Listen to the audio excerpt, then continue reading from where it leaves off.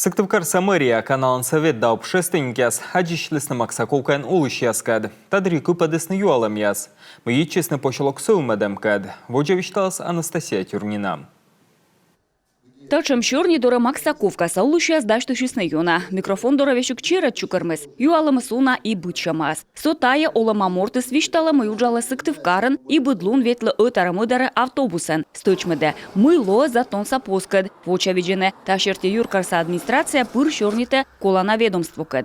Министерство строительства Республики Коми на сегодняшний момент подготовило техническую документацию и в настоящий момент занимается поиском производителя работ согласно того технического задания, которое будет на реконструкцию данного объекта. Объект будет подлежать реконструкции. Движение по мосту будет осуществляться именно по мосту в одну полосу движения, по понтону. В прямом или обратном направлении пока еще рабочую документацию до конца не видел. Будут организованы съезды и, соответственно, будет таким образом организовано движение. Унаю алам юрга и юзес важуланыш вужедам юлыш. На данный момент переселяют только, вернее, в программу 19-25 года включены дома, которые признаны аварийными до 2017 года. Сколько нам еще ждать? И, как говорится, вот в этих условиях проживать. К сожалению, мы очень долго ждали денег из Федерации. Это приходят федеральные деньги. После выступления Владимира Владимировича Путина на последнем послании Федеральному собранию, движение пошло. Сейчас идет очень интенсивное движение по программе переселения уже тех домов, которые признаны до 2022 года включительно. В первую очередь будут расселять те дома, которые самые ветхие. Там сейчас, идет уже финансирование, мы полностью готовимся для этой программы. Лып йок торян чукартемын максаковка саулуща свожмащене, но сумын примитан и не сважмыс. Там нет освещения, постоянно его ремонтируем, но уже все там сыплется просто.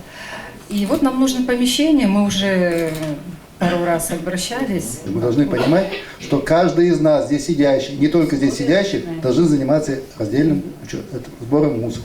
Да. Но я у тебя занимаюсь, честно скажу. Но я отвожу к ребятам пластик все отдельно по фракциям, как положено. Ну, а наши жители не могут отвозить. Давайте здесь подумаем. Это важно для особенно молодого поколения. Они должны чувствовать, что природа это достаточно хрупкий. Давайте встретимся отдельно. Вы готовы взяться за этот проект инициативно? Конечно. Все, договорились. Максаковка саулуща слоюна кола спортзал, воджин севелу техникум стройбан, но важмыс. Нужен игровой зал в поселку Верхняя Максаковка, где люди могли играть в волейбол, баскетбол, футбол, там, и мини-футбол. По спортзалу бывшего техникума много раз обсуждали, он нестандартный, он для игровых видов спорта не подходит. Несколько вариантов мы в том числе с вами обсуждали, прорабатывали. На сегодняшний день его восстановление, конечно, на мой взгляд, и на взгляд специалистов, в том числе по строительству, нерентабельно даже, то есть дешевле модульный новый построить.